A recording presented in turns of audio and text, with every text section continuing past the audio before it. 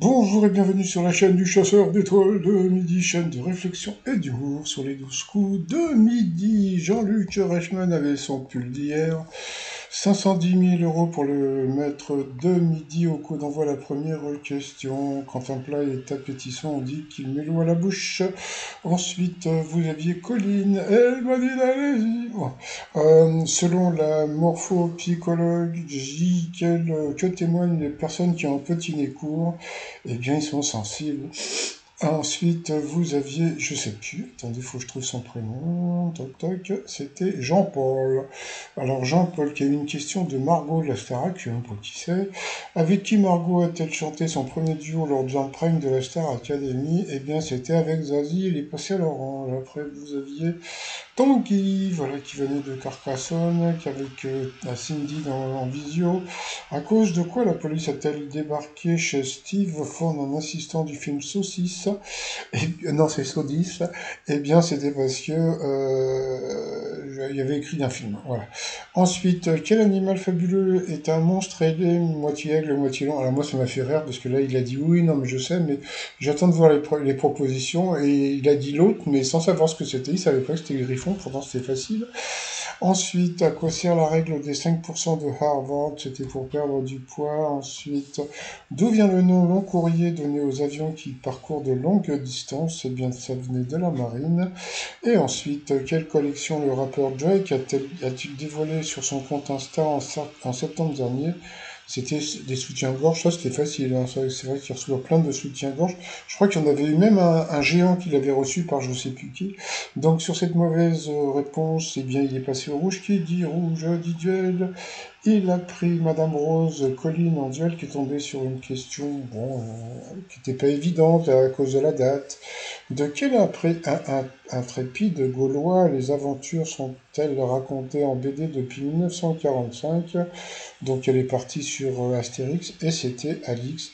Et là, ce qui m'a fait rire, c'est le maître de midi qui a dit moi j'aurais dit. Alors j'attends avec impatience, parce que bon, c'est facile le moi j'aurais dit. J'attends avec impatience que la production ait les coronesses de poser des questions difficiles au maître de midi, pas pour le faire partir, juste pour enfin le voir face à des questions difficiles et qu'il nous dise, au lieu de dire moi j'aurais dit, eh bien hop, il serait parti sur Alix ou pas, on n'en sait rien.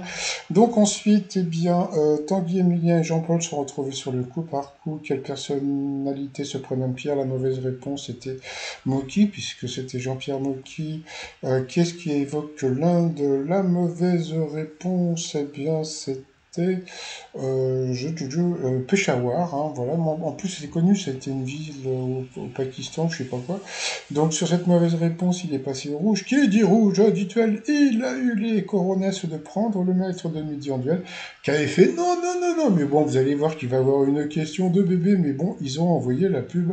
Allez, comme c'est la pub, le t-shirt cher, voilà, cher en arabe, ça veut dire bien fait.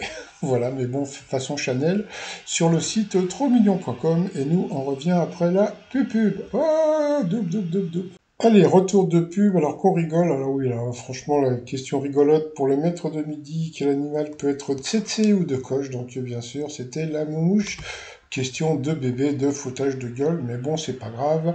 Comme dirait Émilien, moi j'aurais dit. Voilà. Mais bon, non, je me moque pas d'Émilien, mais je me moque de la production qui passe que des questions faciles pour Emilien et des questions tordues pour les autres candidats. Allez, ensuite par rapport au Kouatal, oh le Kouatal.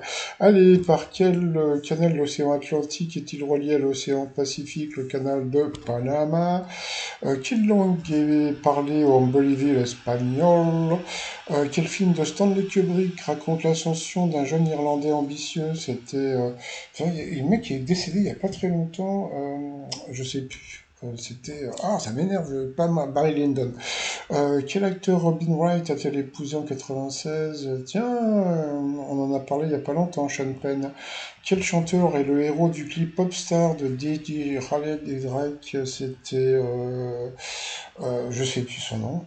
Mince, celui qui faisait partie du groupe, ça me reviendra. Justin Timberlake. Selon l'expression, à quelle heure chacun va-t-il sa porte? Donc à midi. Quel grand peintre a réalisé 445 portraits de son épouse Hortense Fauquet? Il ne savait pas, il ne savait pas. Ah, ça c'était rigolo, il ne savait pas. Après, dans la bouche, que sont les canines? Alors, comme il s'est planté, ils lui ont mis une question facile, donc bon, les dindons. Quelle est la monnaie officielle de la Sierra Leone? Bah, il n'a pas trouvé, d'après le titre d'un opéra de Mozart, comment est la flûte enchantée. Ensuite, qui a réalisé les films Kill Bill, Tarantino? Quel prénom japonais Virginie Efira a-t-elle donné à son petit garçon? Encore une question super dure pour le candidat. Comment s'appelle le trou que creusent les lapins pour y habiter? Le terrier. En ski alpin, que signifie la lettre G? Donc le géant. Qu'achète la boulangère à son client préféré dans la chanson Le Petit Pain au Chocolat? Il a dit pain au chocolat, c'était des lunettes. Bon. Ensuite, dans la série du même nom, quel est le prénom du commandant Mattei? Il n'a pas trouvé, ça m'a fait rire, j'en parlerai. À quel homme politique et écrivain français doit-on quand la Chine s'éveillera? C'est Alain Perfit, il n'a pas trouvé, il a été éliminé. Voilà, donc, bon, moi, il n'y a rien à dire. Allez, ensuite, par rapport au coup de maître que tient habituellement dans sa bouche le personnage de BD Popeye, Popeye, c'est la main, donc, bien sûr, c'était la pupille. Ensuite, BFF et le signe anglais que signifie Best Friend Forever, bien sûr. Donc là, ça faisait deux questions faciles. Quelle plante utilisée comme condiment fait la réputation du village de Spolète? Donc c'était le piment. Dans une, il y avait un mec qui avait dit le pilon des squelettes dans un truc sur la cif, je sais plus ce que c'était. Ensuite, selon la science, à partir de quelle page est-on complètement plongé dans un livre? Il a dit la 29e. Vu qu'on avait eu une question il n'y a pas très longtemps sur la 49e page, justement pour faire un livre, il paraît qu'il fallait avoir 49 pages, donc il est parti sur 29, et c'était ça, donc il a eu du bol, donc voilà, donc trois questions difficiles, une pas facile du tout, et la dernière, à quoi Ferdinand Monnoyer a-t-il donné son nom? Et ben vous savez quoi? Et ben il le savait, c'était le tableau.